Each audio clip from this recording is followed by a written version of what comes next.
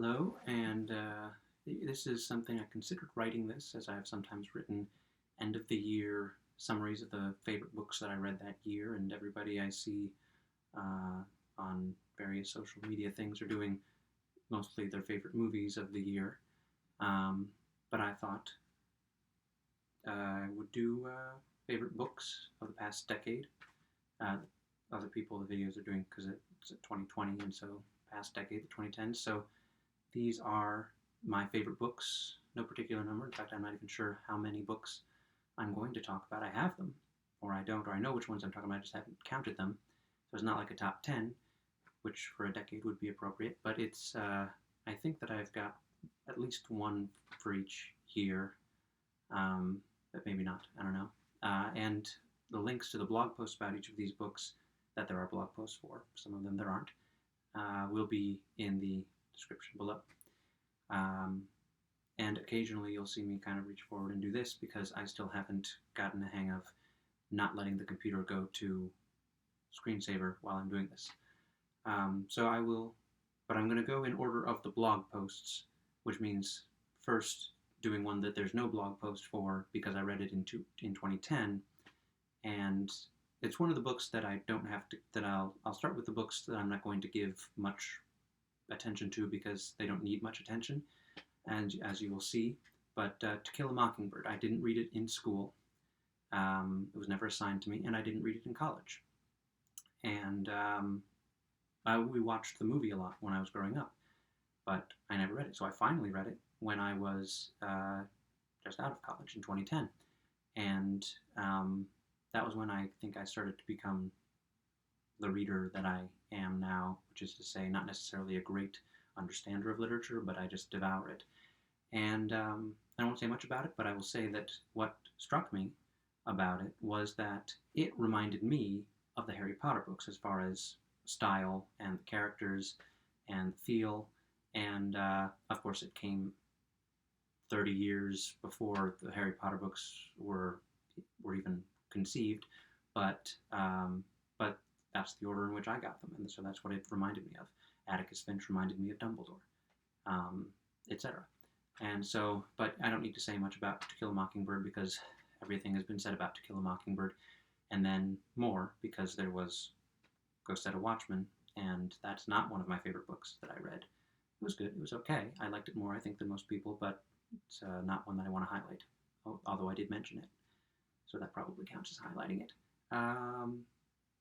And then Frankenstein is my favorite novel, and I read it this decade. I'm going to try to read it every decade. I read it, but I don't need to talk about it because it's been talked about, and I don't have anything new to say about it, I don't think, except for the version of it that I wrote as a novel that I'm trying to get published.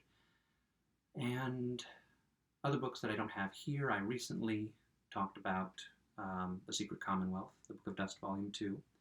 I read all of the Philip Pullman books all of the Dark Materials books this decade, and I wasn't thrilled with the first volume of The Book of Dust, but the second one is awesome. I don't have it here in Rochester with me. Interesting thing is that when I went through all of my blog posts, and the books piled behind me are the ones that I picked, in large part based on I recognized them, therefore I knew that they were important to me. And so many of them happened to be here at my parents' house because after I read them, they were so valuable to me that I wanted them to be in a more permanent place than my New York apartment, which will one day become a permanent type place, but it's always up in the air. But the house will be here, unless my parents move, but I keep discouraging that. So, let's see. Act 1 by Moss Hart is not here. Oh, here's another, and I'll start with Act 1. Another theme that I found, a lot of these books were important in my development as a blogger. So I guess maybe I'll just start from the beginning rather than, yeah, that makes the most sense, because the beginning, naturally, and I can never resist the opportunity to bring up Animorphs in one of these videos. This, actually no, It's not the first one, because before the Hork-Bajir Chronicles, there was Nomad and My Year of Reading Women. See, when I read To Kill a Mockingbird, and I had just read the Harry Potter books all the way through, including the three, there was no Cursed Child, which you can see back there. There was no Cursed Child yet. There were no Fantastic Beasts yet. It was just the 7 books and the 3 tangential books. Those were the only books by women that I read in 2010 when, as I mentioned, I became the voracious reader. And so in 2011, I tried to read almost exclusively. The goal was to read exclusively women, but I had made other reading commitments to myself so they were sprinkled in a few men. But mostly it was women. And that was the first blog post that I wrote about reading, which was a year, I think, before I started regularly blogging about what I was reading. And Ayaan Hirsi Ali is one of my favorite nonfiction, perhaps my favorite nonfiction writer. I read her book Infidel for when I was taking a class about the Middle East, and I really liked her story. And this is kind of a sequel to that, and that's about her growing up in a repressive, fundamentalist Islamic country and family in Somalia, and escaping that as a refugee, and she eventually rose to become a prominent politician. And now she speaks on the subject of reconciling Islamic culture with Western culture and secular culture, and she writes incredible books because she has an incredible story. And this one is about transitioning from being a woman in that repressive world that she came from in Somalia to the Western world, where she had more freedoms that she didn't know how to deal with, and she talks about things like when she and her, I forget who it was, I think it was her sister, were refugees, and they were given money to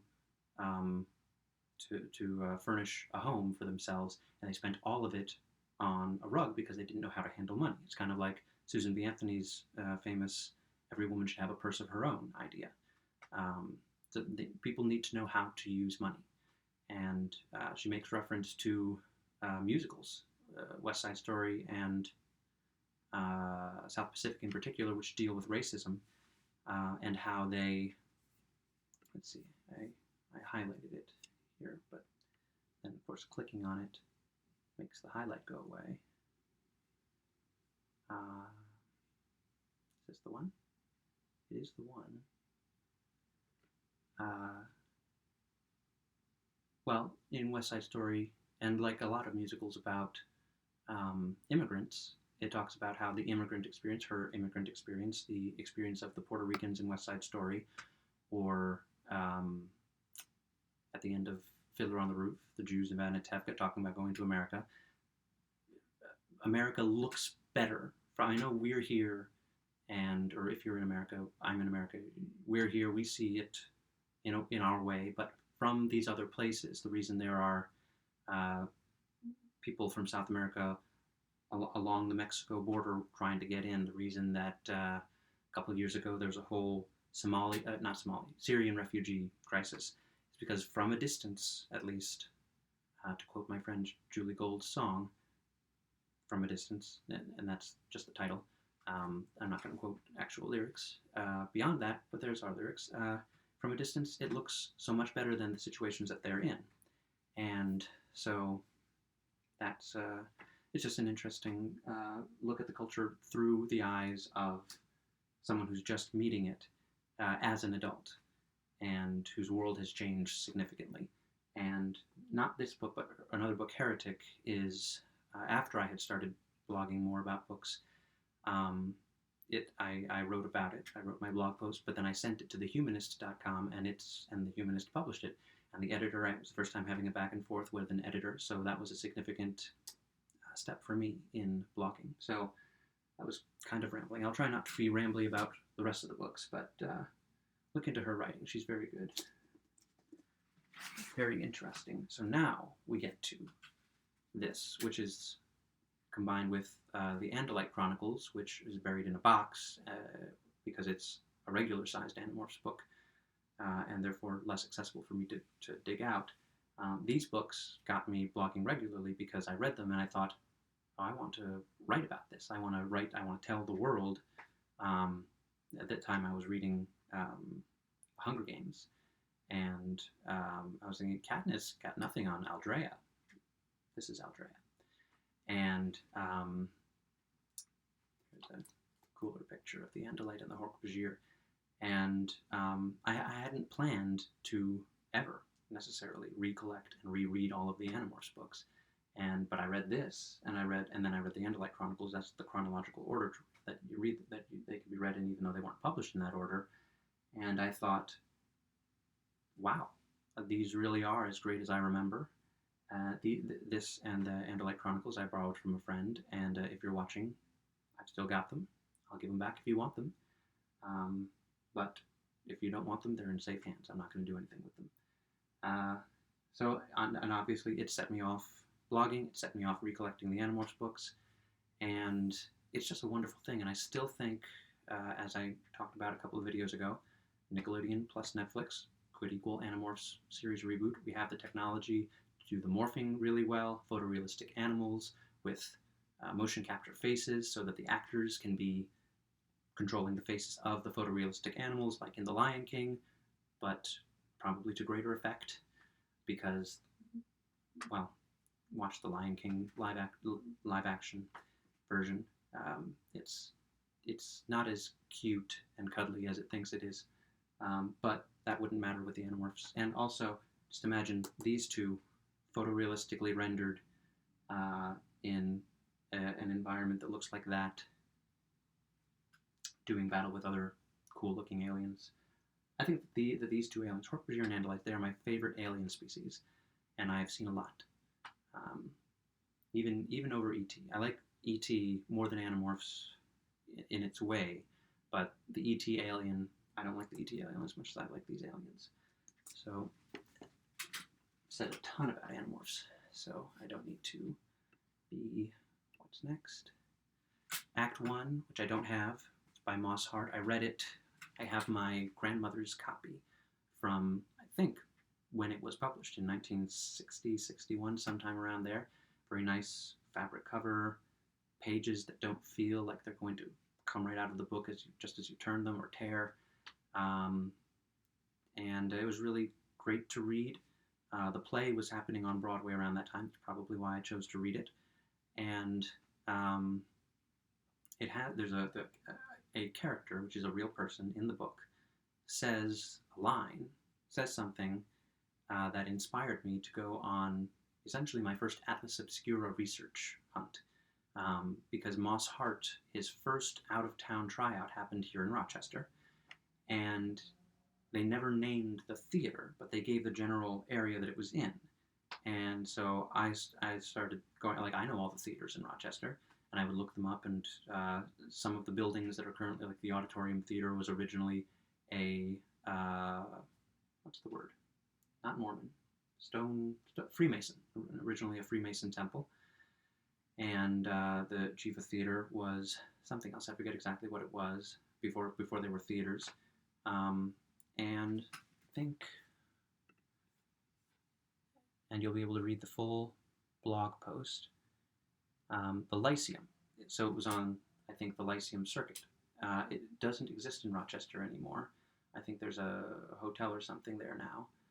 But I was like, somebody says in the book, someone says of the reviews that the Moss Hart's play got, which were not friendly, someone says, let's see if I can get the exact quote, because I've got this open. The play was called The Beloved Bandit, and the person says, why wouldn't I have written it in one of these blog posts? Because it was the best part for me to read it. Well, so the play gets bad reviews, and the character, one of the producers, says, is it at the bottom? This is Rochester, and what the hell does Rochester know about anything except Kodaks? Kodak being, of course, Kodak Eastman Company, which, if I may plug Kodak, I recently decided that I don't trust computer hard drives and I don't trust external hard drives to permanently hold the my memories, my pictures that I take. So I ordered 97 prints of pictures, only like 97 prints of 97 pictures that I took in 2005, and I'm going to do this every so often because I've got my pictures arranged by year now. Print about 100 or so, maybe depending on how many there are in total, more than 200 or so. I got them for 5 cents a print, and usually they're 15 cents a print, and that's Kodak Moments, and that's what they're doing now. And unfortunately, I found out they were not printed here in Rochester, which would have been so convenient as far as them getting to me. They were printed in Arizona, apparently, but that's okay because Kodak is a Rochester company. And so don't trust the computers with your memories. Print some pictures and use Kodak Moments. But so the line is, what does Rochester know about anything except Kodaks? And it was a hilarious line. And my friend was in the Act 1 play, and although she's not the one who got me the tickets to see it, but I was glad I see it, and she took me backstage and my roommate backstage to chat afterwards. And but she's the one who got to say that line. She got to, march on stage saying, "What the hell does Rochester know about anything except Kodaks?" And so that was a thrill for me. And that article was the first theater. It was one of the first it wasn't about the book, it was about something other than the book that I wrote for my blog. And then it was the first that I saw an ad for, we need theater articles for our theater blog website, which is not OnStage blog, but it was before that was Stagelight Magazine. And they wanted 600 words, so I trimmed it down and sent it to them, and that was my beginning of sending my writing to blogs that might publish it on their thing, on their websites. So that was really cool. And Moss Hart's book is it's part biography, but is also part fantasy, as was pointed out by, I went to a question and answer with the playwright James Lapine, and he said that even though we know that a lot that's in that book is not true, when they were writing the play, they wrote it true to the book because it's more, because that's how Moss Hart saw it, and it was a tribute to him, that play, or some reason. I don't speak for him, but all that I'm saying is that they knew that they were basing it on the book, and not taking in and not correcting Moss Hart's account, that they were doing things that hadn't actually happened, that were glossier than reality, which is fine. That's what that play was meant to be. So there'll be 2 articles from that. I also don't have The Girl with All the Gifts by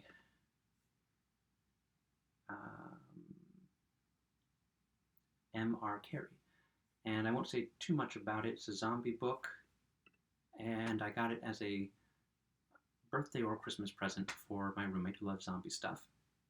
And one of the, let's see if I can zoom in on the picture, one of the,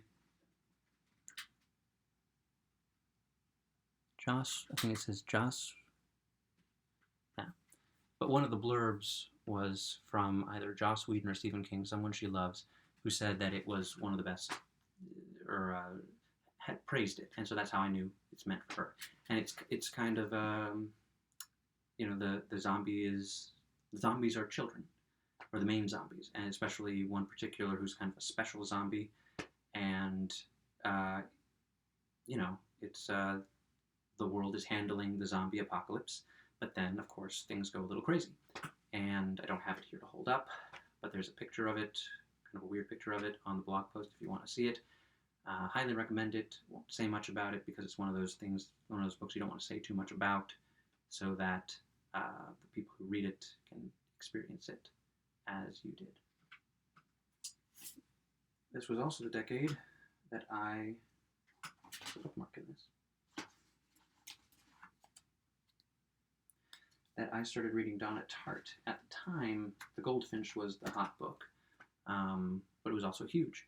So um, I took an interest in her first book, The Secret History. I had read, she did a preface or something to True Grit, which I read because I liked the movie, and Donna Tartt had.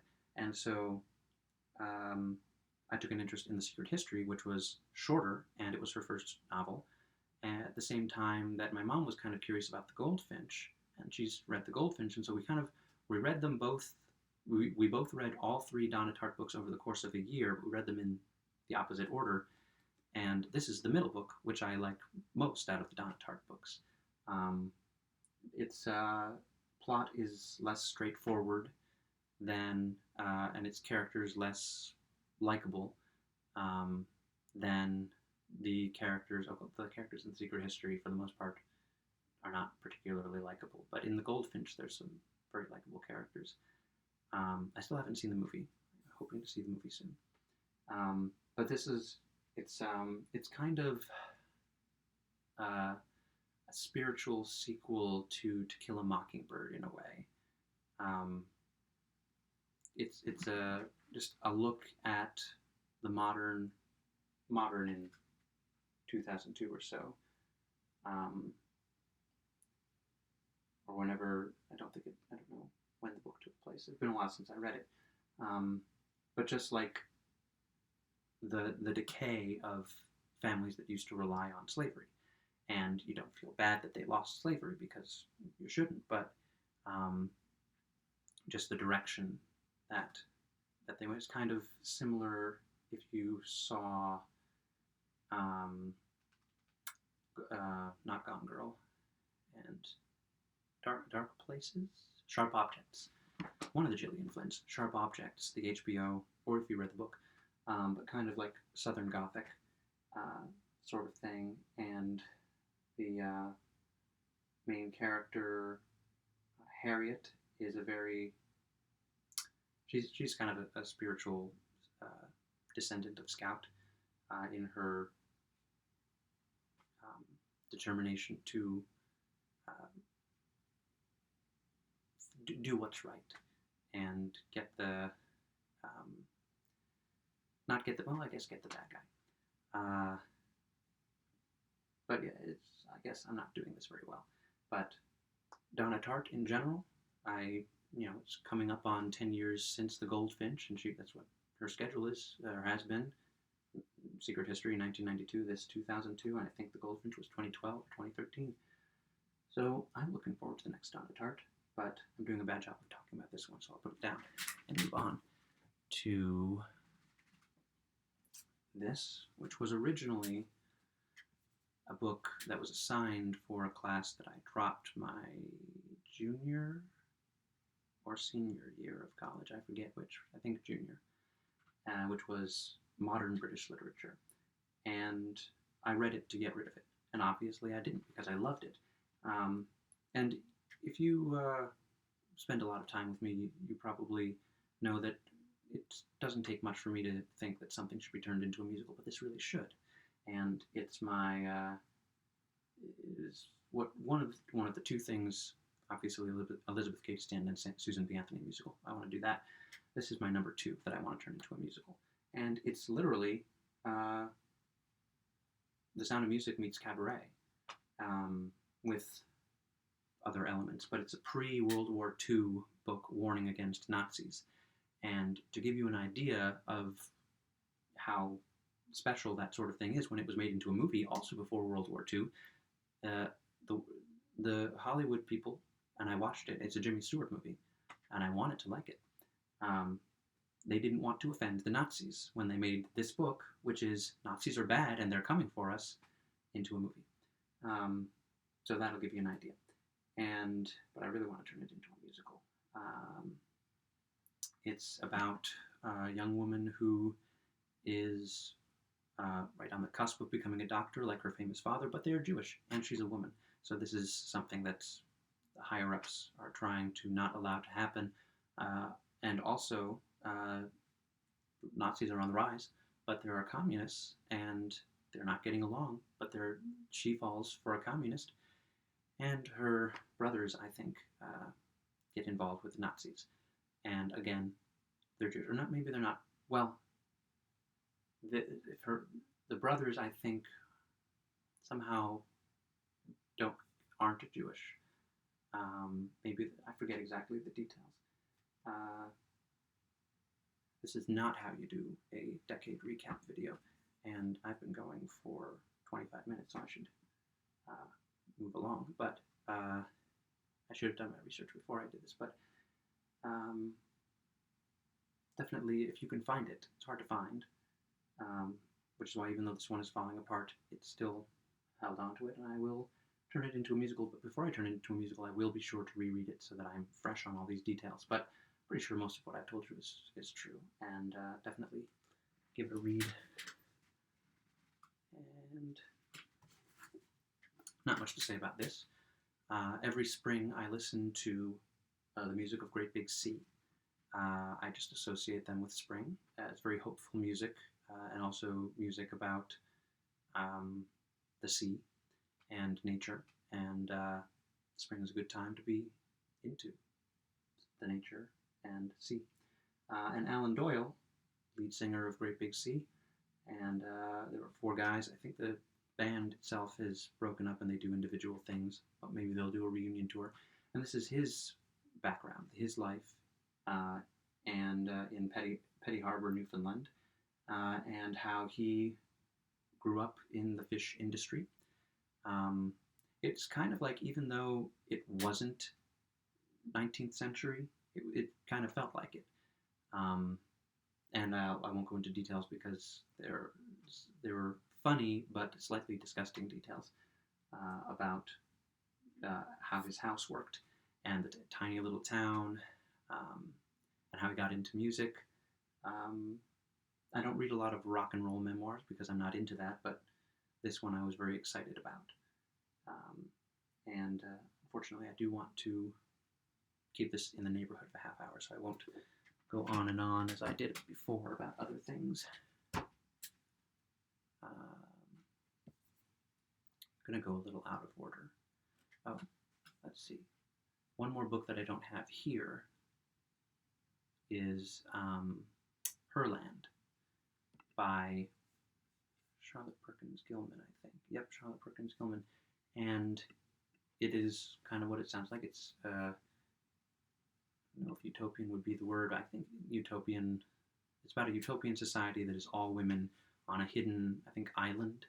And naturally, the way that you create drama in a situation like that is you insert men. I think they crashed their hot air balloon or something, or washed ashore.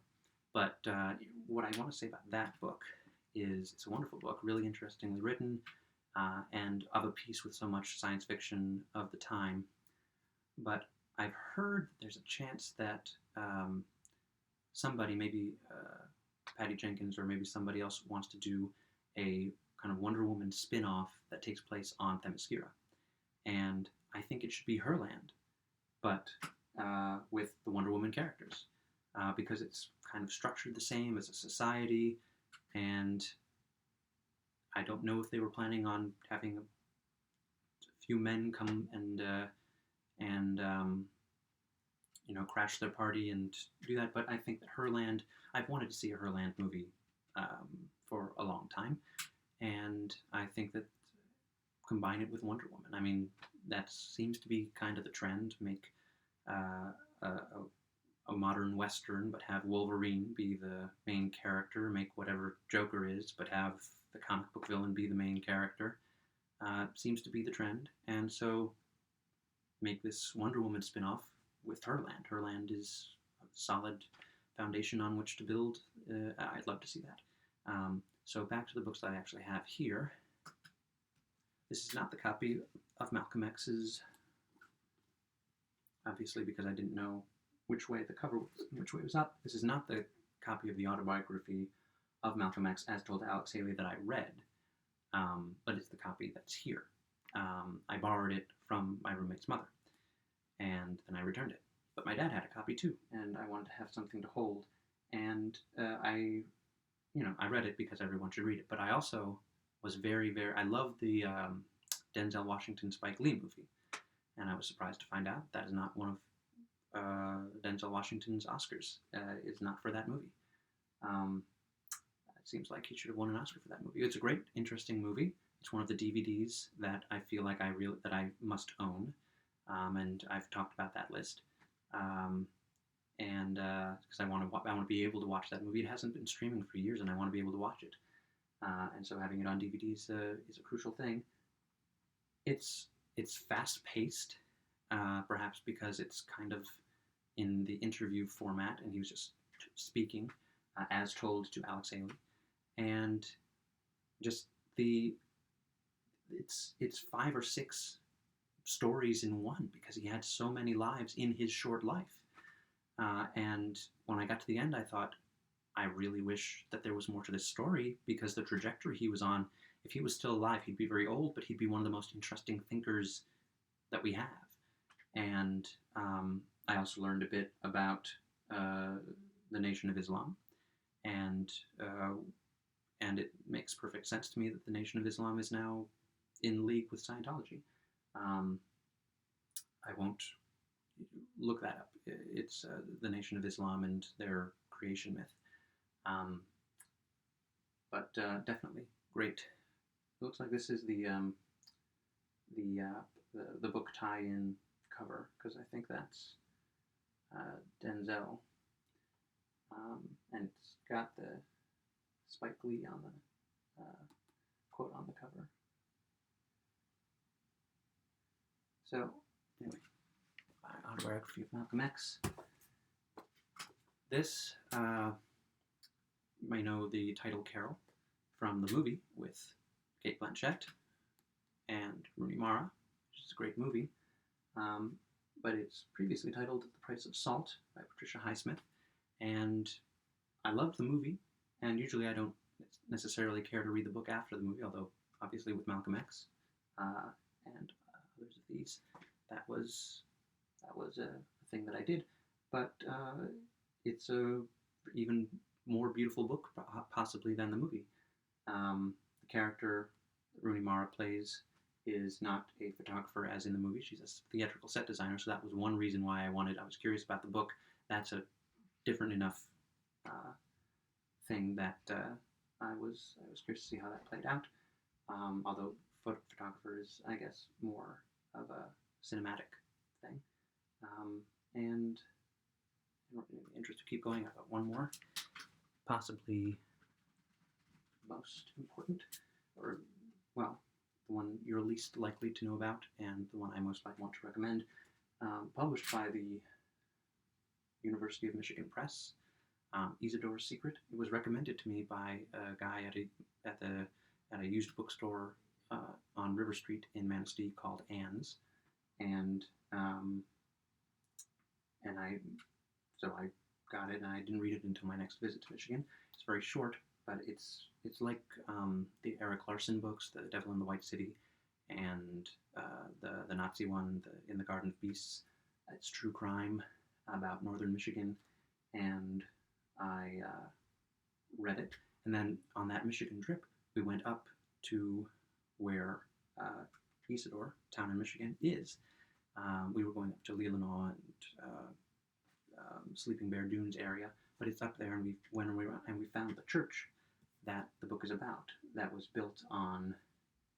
almost built on top of a buried murder victim, and so this is just about that twisted story, true crime again, involving nuns, and Marty Link is a Michigan. Well, she was a crime reporter, she's a former crime reporter, and it's just when you go places, get the books that are from those places, read the books that are from those places, because you can read most of these other books you can read anywhere because they are nationally published and they're promoted everywhere. You can get them at Barnes & Noble, but this I wouldn't have, if I didn't go into bookstores that weren't Barnes & Noble in Michigan, I wouldn't have gotten this book. And there are other books that I've gotten that I couldn't get anywhere else that I got in Michigan that I love. So yes, and this also, I went to the church, took some pictures, It was one of my earlier Atlas Obscura before I wrote officially. Worked for Atlas Obscura briefly. I wrote this, and this was one of, I think, the things that caught their eye. So yeah, what I'm currently reading briefly. It was not one of my top of the decade, obviously. I started reading it after the new decade began, but Ice Palace by Edna Ferber. She wrote Showboat, which was turned into the first musical, arguably the first musical, I always have to say, and I'm at 35 minutes. It's about Alaska. I love Alaska, but I also thought a book called Ice Palace, perfect to read in January, although it's not cold enough for me, even up here in Rochester. There's a little bit of snow on the ground, but it's going away fast. So I'm going to leave it at that. And just I'll have blog posts for more of my thoughts, more immediately captured right after reading the books, so making more sense than this video, but I hope the video is at least a little bit enjoyable. And here's to a new decade of reading. Ram the Blade Ship.